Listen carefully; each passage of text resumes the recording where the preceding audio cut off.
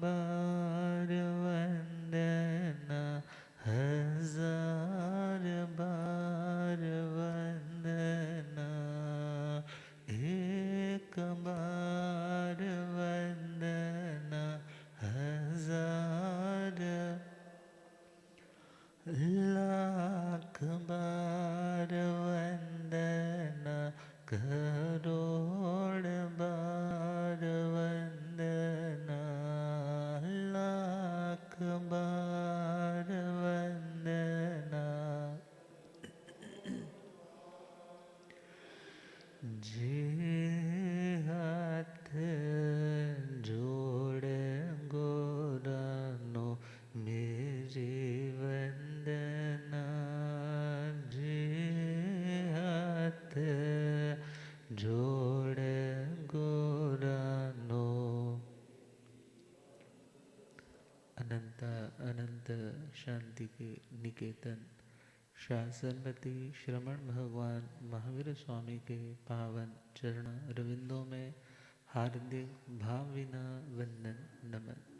मेरे अंधेरे जीवन को रोशनी प्रदान करने वाले परम उपकारी आगम ज्ञान के भंडार आगम ज्ञाता आगम पुरुष जिन शास्त्र रतन हिमाचल केसरी उपाध्याय भगवंत श्रद्धेय गुरुदेव श्री जितेंद्र मुनि जी महाराज साहब के पावन चरण कमलों में हार्दिक भावभीना वंदन नमन। आदरणीय सेवाभावी श्री प्रशमित मुनि जी, धर्म सभा में उपस्थित धर्मानुरागियों, सुशीलवती माताओं एवं बहनों, असीम पुण्योदय से भाग्योदय से आप सबको संतों का समागम और वीतरागवाणी श्रवण करने का पावन सुअवसर प्राप्त हो रहा है। श्रवण कर रहे हैं परमात्मा श्रवण भगवान महावीर स्वामी की वीतराग पावन पतित उद्धारणी अनेकांतवाद की शैली से तत्वों की परूपणा करने में समर्थ ऐसी संपूर्ण वाणी श्री वीतराग वाणी उत्तराधंडी सूत्र अंतिम देशना और प्रथम अध्ययन विनय श्रुत। एक शिष्य के उद्धार का कल्याण का यदि कोई उपाय है तो वो सर्वप्रथम है गुरुओं की कृपा। और गुरुओं की कृपा की प्राप्ति के लिए शिष्यों को गुरु की प्रत्येक मनोगत और वचनगत भावना को समझने का अभ्यासी होना पड़ेगा। यदि वो गुरु के इच्छा के अनुकूल कार्य नहीं करेगा तो वह गुरुओं का चहेता, गुरुओं का प्यारा, बुद्ध पुत्र अर्थात ज्ञानी जनों के लिए पुत्र के समान कैसे बन पाएगा। तो भगवान ने कहा कि तुम्हें अपने गुरुओं की प्रत्येक इच्छा का सम्मान करना है, क्योंकि उनकी इच्छा संसार में फंसाने वाली नहीं बल्कि संसार से निकालने वाली। उनकी इच्छा दुखों की कड़ियों को बुनने वाली नहीं बल्कि दुखों की जंजीरों को तोड़ने वाली। गुरु ये नहीं कहेंगे कि तुम असंयम की प्रवृत्तियों में आगे बढ़ो, बल्कि वो तो उन्हें छोड़ करके संयम के मार्ग पर बढ़ने के लिए ही तुम्हें प्रेरणा देंगे। तो परमात्मा फरमा रहे हैं, मनो गया मक गया जानिता सो तम परेंगे जवाए कमोड़ा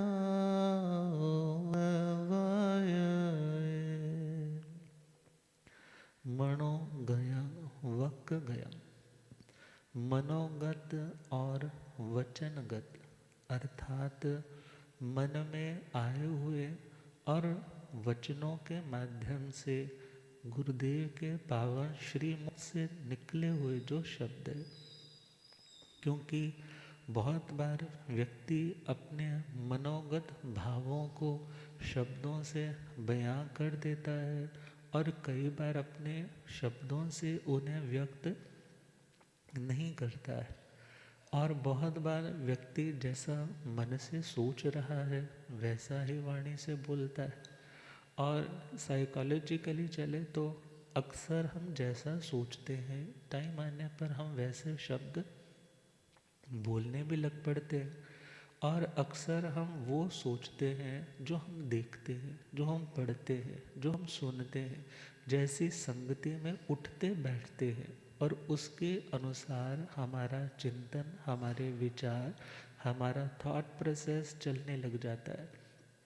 और जब हमारा चिंतन अच्छा होता है, सपोज किसी ने कहा वो व्यक्ति तो ना बहुत बुरा है, वो व्यक्ति तो पैसे मार लेता है, उस व्यक्ति ने तो यहाँ पर पैसा इन्वेस्ट किया था और जब देखा कि पैसा आएगा नहीं तो दूसरी जगह से उधार लेकर के उसका पैसा दबा लिया। अब सपोज वो व्यक्ति तुम्हारे पास मांगने को आता है तो तुम्हारे मन में इमेज क्या है, ये व्यक्ति अच्छा नहीं। और बाकी तो राह पे आ जानी है जब वहाँ पे आ जानी है। व्यक्ति का या रास्ते का पता कब चलता है? रास्ते का पता तब चलता है जब उस रूट से गुजरते हैं, और व्यक्ति का तब पता चलता है जब उससे वास्ता पड़ता है। अदरवाइज किसी व्यक्ति को या किसी रास्ते को सिर्फ अच्छा टाइटल दे देना या बुरा टाइटल दे देना, ये व्यक्ति अपनी नासमझी या अपनी थोड़ी विवेक की कमी के कारण कहे कर पाता है। तो भगवान का कहना है जो अपने गुरुओं के मनोगत और वचनगत, मनोगत का मतलब है मन में जो उनके आया, आप कहोगे इसका मतलब तो हुआ शिष्य को मना पर ज्ञान होगा। शिष्य को क्या होगा? मना पर ज्ञान होगा, तभी वो ऐसा गुरु के मन की बातों को जान पाएगा। मगर ऐसा नहीं, बहुत बार आप लोग भी नोटिस करते हैं कि एक बच्चा माँ बाप की भी मन की भावना को क्या करता है, सम्मान देता है, उसे पूरा करता है। और बहुत से माता पिता बच्चों की मन की भावना को समझते भी हैं और टाइम आने पर उसे पूरा भी कर देते। इसी प्रकार यह तो हमारी अपनी प्रज्ञाशीलता है, ये तो हमारा अपना इंटेलेक्चुअल है कि हम अपने गुरुओं की मनोगत भावों को किस तरीके से डिकोड कर पाते हैं, उनको कैसे जान पाते हैं। तो परमात्मा का कहना है अपने गुरुओं के मन का जो भाव है उसके अनुरूप और वचनगत, मतलब वाणी से बहुत सी बातें शब्दों से बोली तो जाती हैं मगर कईयों को क्लैरिटी नहीं हो पाती, कईयों को क्लैरिटी नहीं हो पाती। और बहुत से लोग अपनी ओर से ही मिस इंटरप्रेट कर लेते, अपनी ओर से अपने स्वार्थ या अपनी बुद्धि के अकॉर्डिंगली उन चीज़ों को समझने लग जाते। मगर जो गुरु कहना चाह रहे हैं, जो उनके शब्दों का रहस्य है, जो उनके शब्दों का भावार्थ है, वो कौन समझेगा?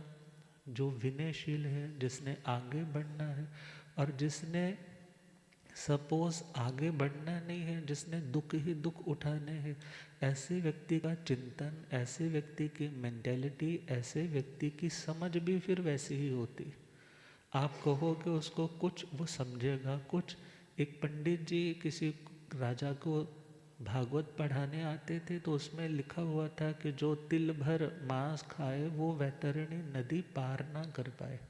जो तिल भर मांस खाए वो वैतरणी नदी पार ना कर पाए। और राजा जब सुन रहा है तो पंडित जी कह रहे हैं महाराज ये ऐसा लिखा है। तो राजा ने कहा कि हम तो मांस खूब सारा खाते हैं। बोले नहीं नहीं ऐसा नहीं है, इसका मतलब है जो तिल भर खाए। जो कितना खाए?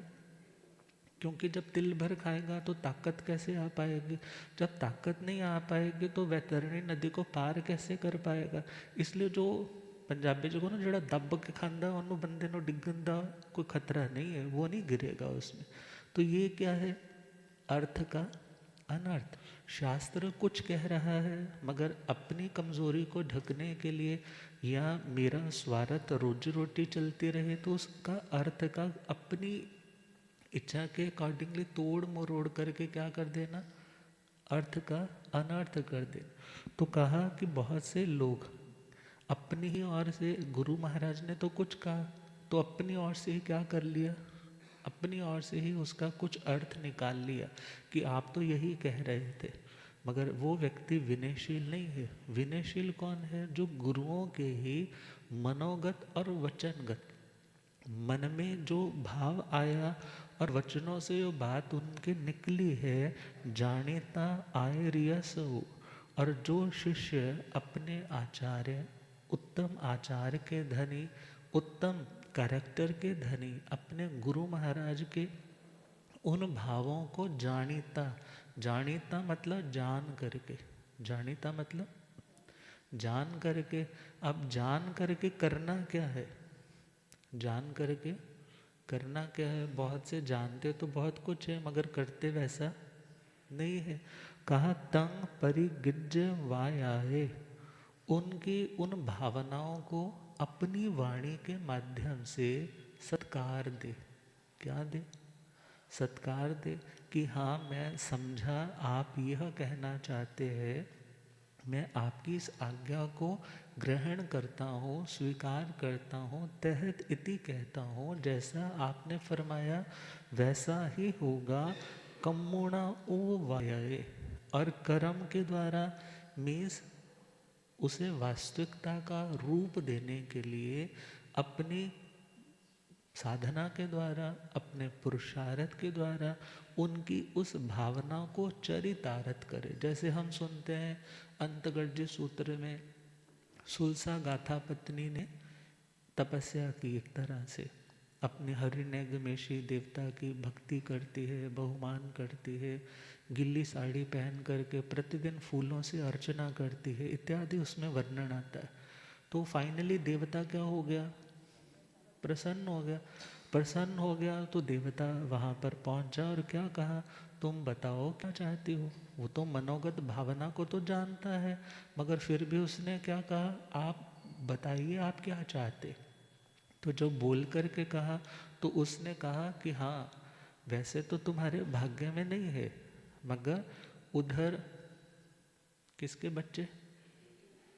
देवकी के बच्चे जो चरम शरीरी हैं, मगर उनको उसके हाथों से, कंस के हाथों से मरना नहीं है, तो मैं वहाँ से संहरण करके तुम्हारे यहाँ ले आऊँगा और तुम्हारे बच्चे वहाँ पर शिफ्ट कर दूँगा। भले उसको सारी चीज़ें नहीं डिस्क्लोज की, मगर उसने कहा जैसा तुमने सोचा है, कहा है, वो हो जाएगा।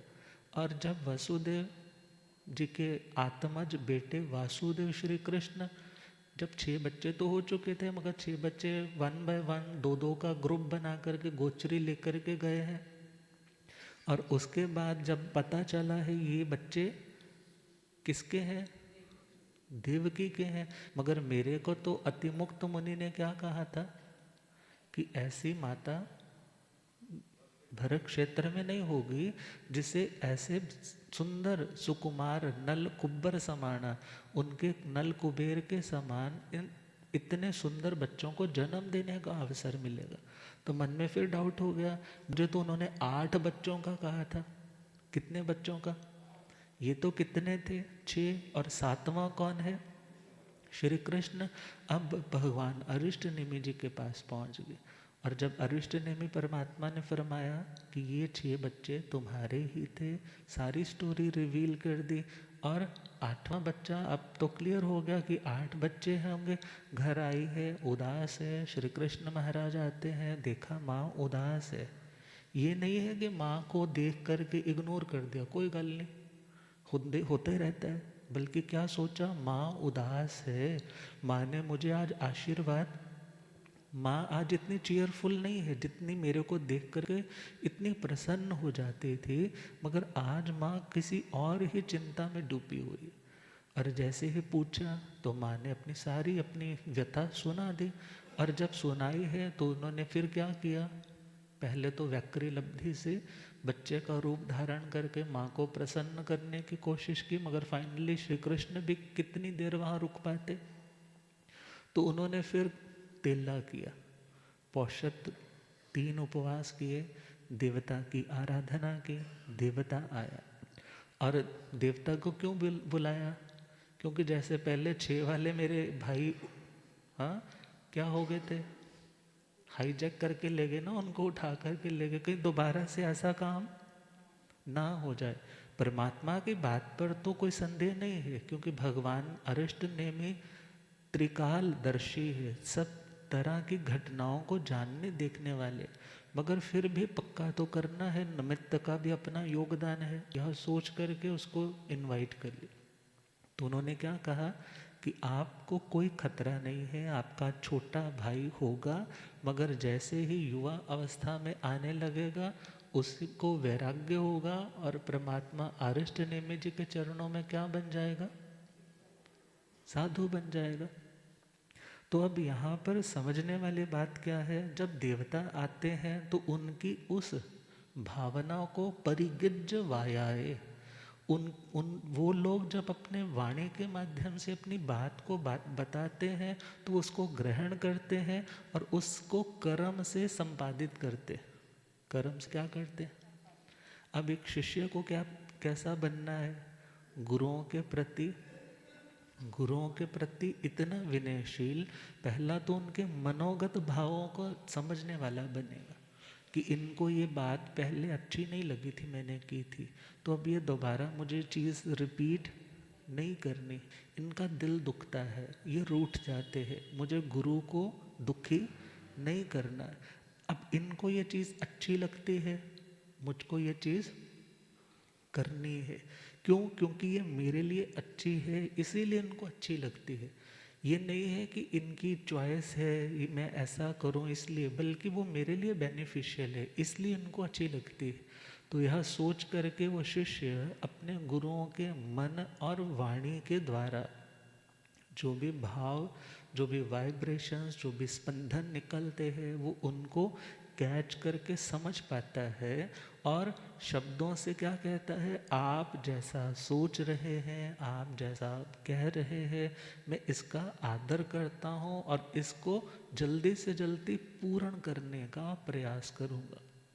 अब वो अपने गुरुओं की उन इच्छाओं को जब पूर्ण करता है, जब शिष्य में ऐसे लक्षण दिखाई देते हैं, तो गुरु भी क्या होते हैं, ऐसे शिष्य पर प्रसन्न होते। अब जब गुरु के प्रति शिष्य में इतना समर्पण है, तो गुरु भी क्या सोचते हैं, मैंने जो कुछ भी पाया है किन के लिए है?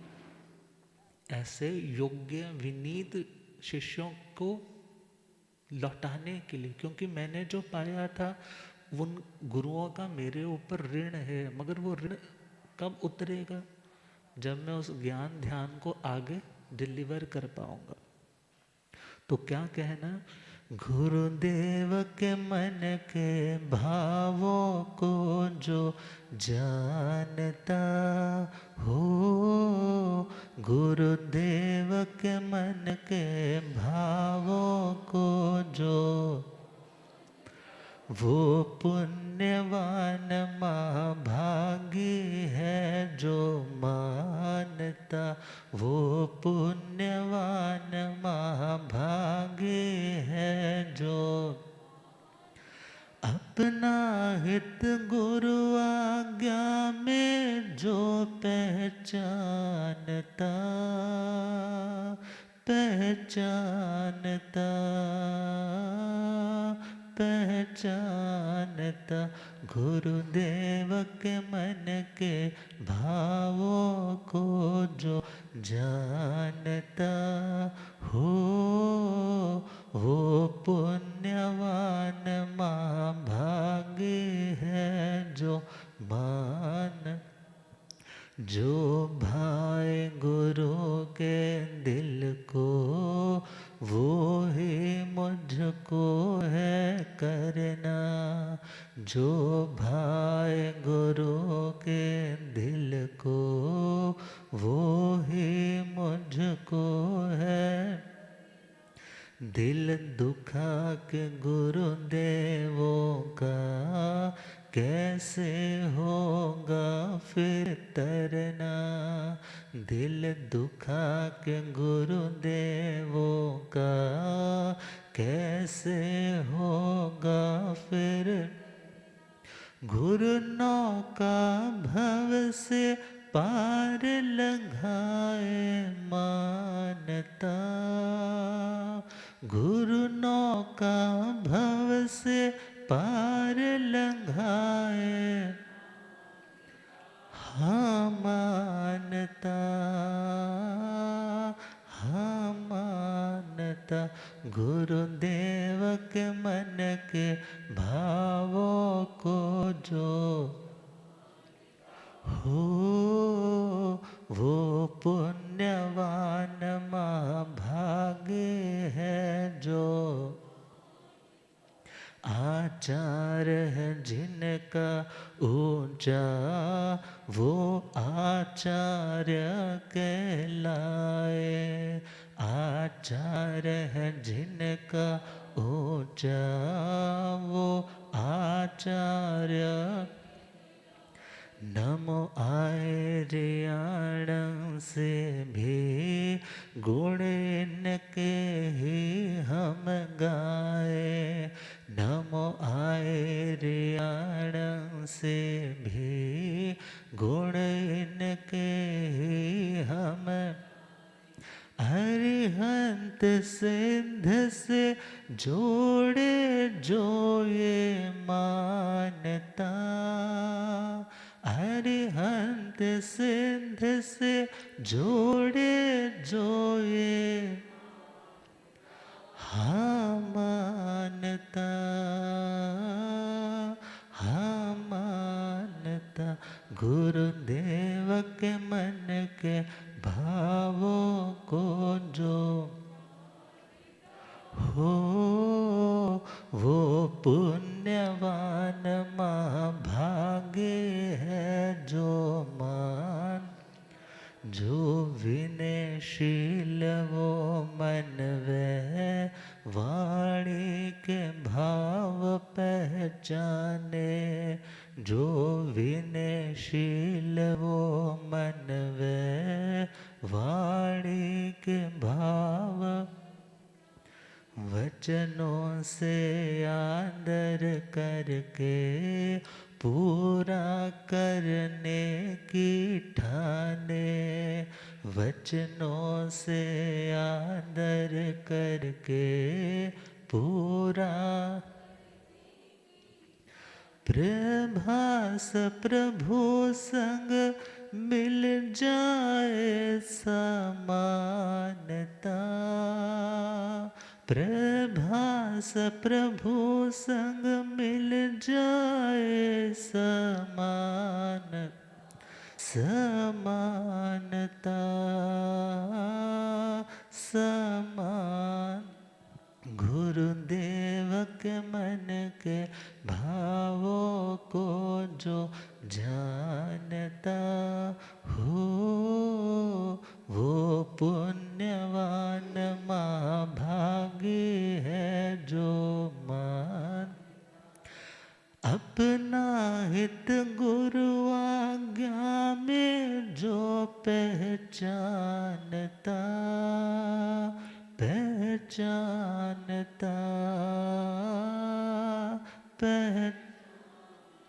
गुरुदेव के मन के भावों को जो जानता हो, वो पुण्यवान महाभागे है जो।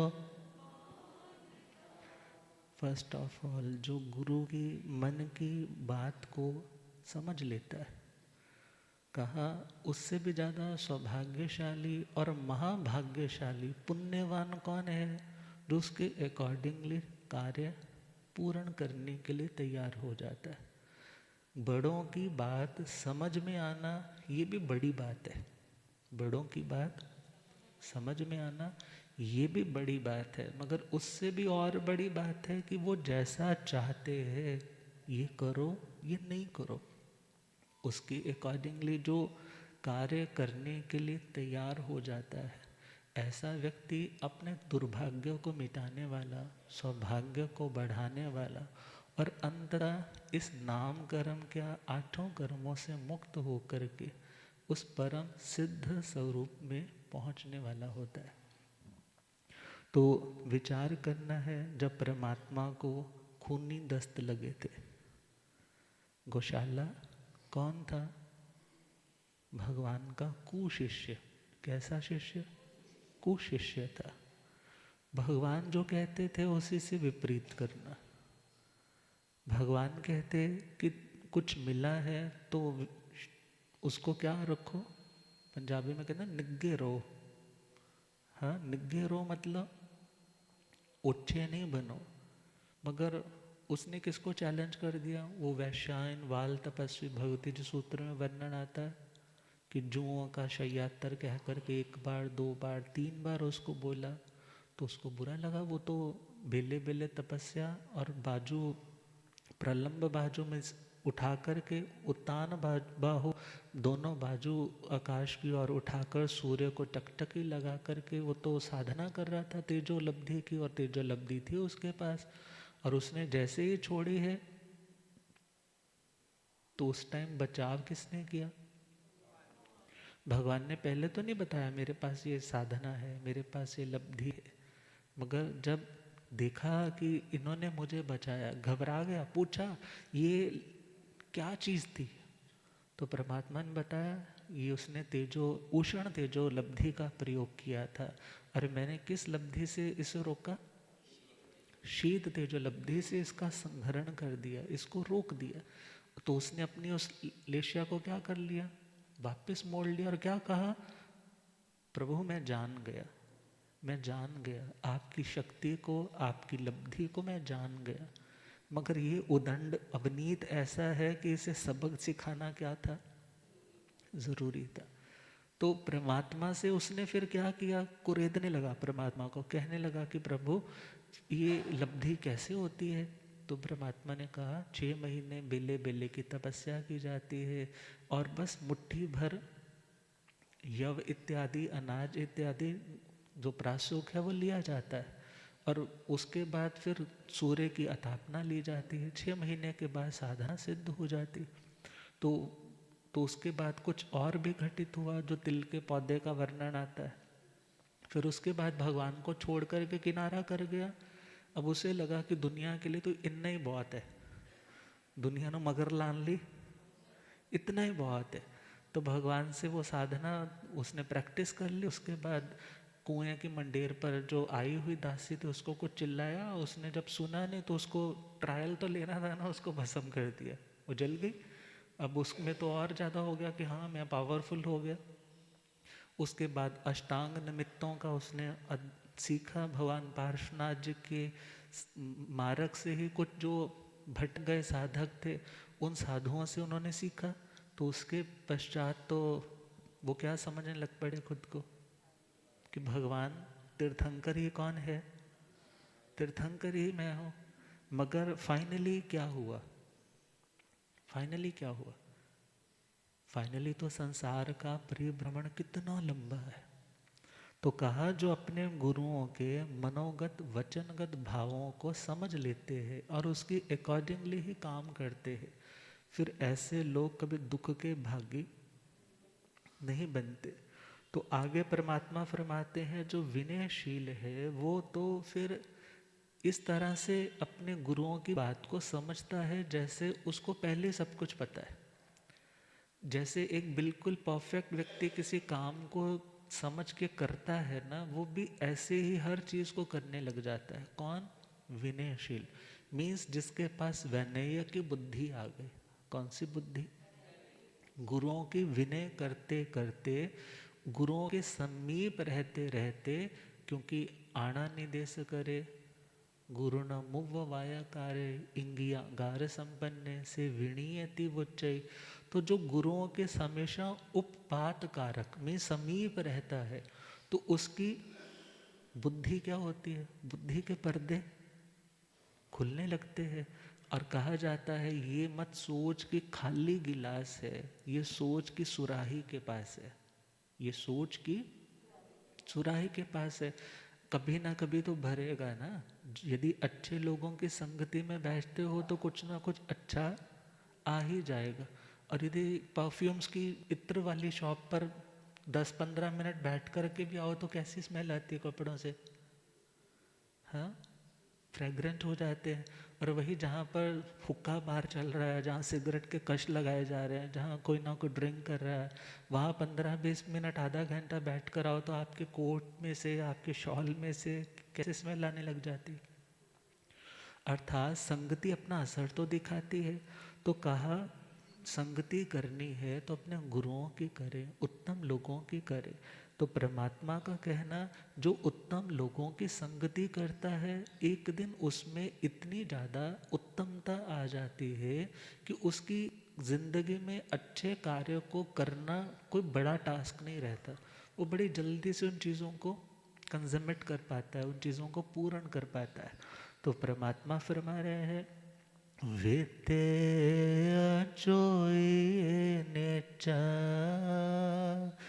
खेपंग हवाई सोचोई जो वै ठंग सुकाया के चाय को वै साया। वित्ते आचोये नित्यं। वित्ते, वित्त वैसे धन को भी कहते हैं, मगर ये शब्द बना है विद ज्ञाने धातु से, जिसका अर्थ ज्ञान है। जैसे वेद शब्द आता है, वेद शब्द ज्ञान का सूचक है, ज्ञान उस अर्थ को बताने वाला है। तो यहाँ पर वित्ते शब्द का मतलब है जो ज्ञान से युक्त है। कौन सा ज्ञान? विनय धर्म का ज्ञान। किसका ज्ञान? विनय के कितने भेद? 7 भेद।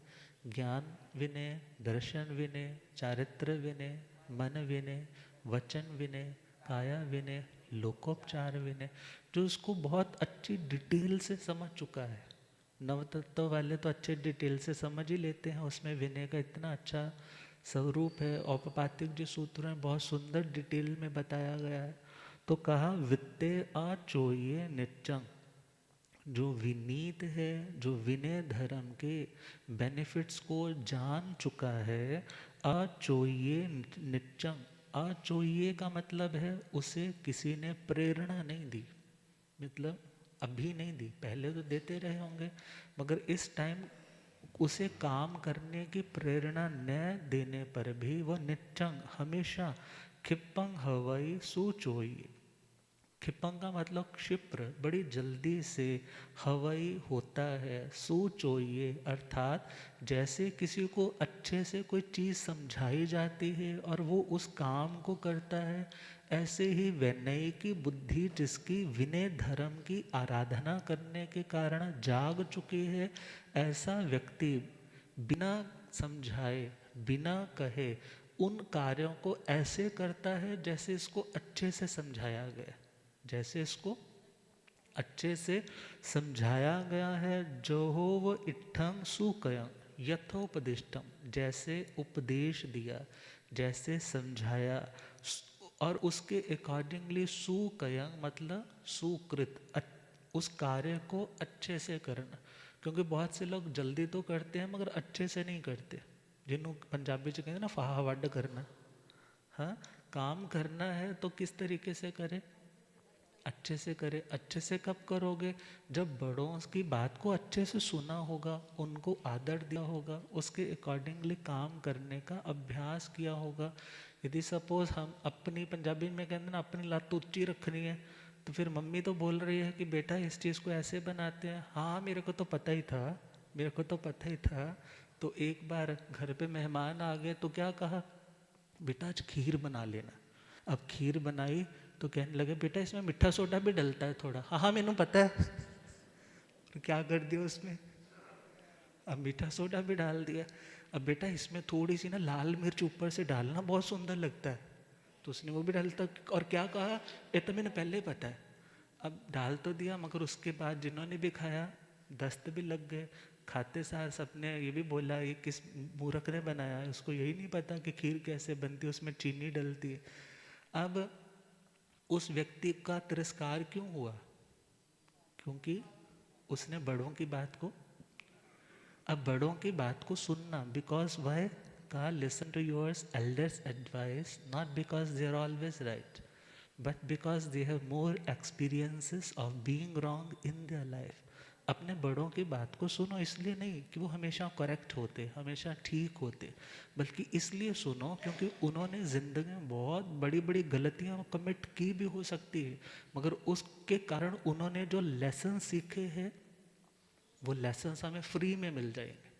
वो हमें लेसन्स कैसे मिल जाएंगे? हमें ठोकर खाने की ज़रूरत नहीं है, वो हमें गुरुजनों की, बड़ों की, अनुभवी लोगों की बात को सुन कर के ही मिल जाएंगे। इसलिए कहा कभी कभी बैठा करो बुजुर्गों के पास, हर चीज़ नहीं मिलती चैट जीपीटी के पास। आजकल तो गूगल से भी ऊपर आ गया ना। बोलते हैं महाराज जी हम उसको जो कंटेंट बोलते हैं वो लेटर बना देता है, धर्म का कुछ बोलते हैं स्पीच तैयार करके दे देता है, मगर वो हित शिक्षाएं तो वहाँ से कौन समझाएगा? एक ऑरा भी तो होता है, एक वो एम्बियंस भी होता है, एक एटमॉस्फेयर भी होता है, वाइब्रेशंस होती है। गुरु की सन्निधि में बैठ कर के पाप का ख्याल ही नहीं आता है। तो कहा जब किसी ने विनय धर्म की प्राप्ति गुरुओं के समीप रह कर के प्राप्त कर ली है, फिर वो हर कार्य को शीघ्रता से करता है और अच्छे से करता है। उसमें कोई त्रुटि, उसमें कोई गलती, उसमें कोई स्खलना, उसमें कोई मिस्टेक, उसमें कोई कमी नहीं रहती। और किच्चाएं कुवई सया मीन्स कृत्यानि, कृत्यानि मतलब कार्यों को हमेशा वो अच्छे से कंप्लीट कर पाता है। उसको कोई टास्क दी जाए तो वो इस तरीके से करता है जैसे उसको ऑलरेडी ये चीज़ें पता हो। तो आगे परमात्मा फरमाते हैं जो शिष्य विनयशील रहता है ऐसा विनयशील साधक ज्ञानवान बनता है। कैसा बनता है? क्योंकि जो ज्ञानवान है उसको दुख नहीं होता। जो ज्ञानवान है उसे दुख क्यों? क्योंकि अपने दुख मतलब अपने चित्त को दूषित करना क्यों नहीं होता? क्योंकि वो जानता है ये दुख किसी का भेजा हुआ नहीं है, ये किसका कर्म है? मेरा कर्म है। गुरुदेव पधारे। हो रब मेरा सतगुरु बन के आया, मैनू वेख लैण दे। हो रब मेरा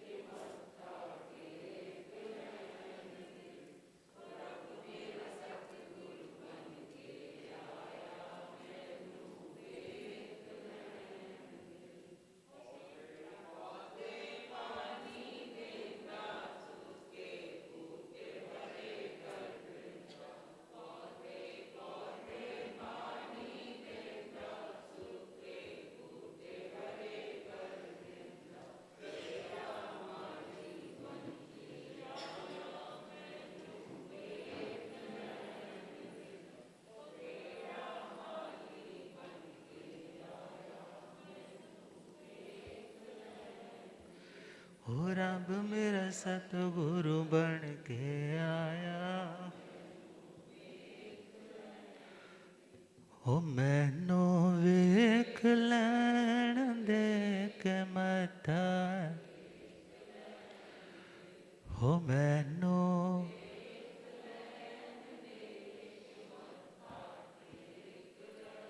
हो रब मेरा सतगुरु बन के आया, मैनू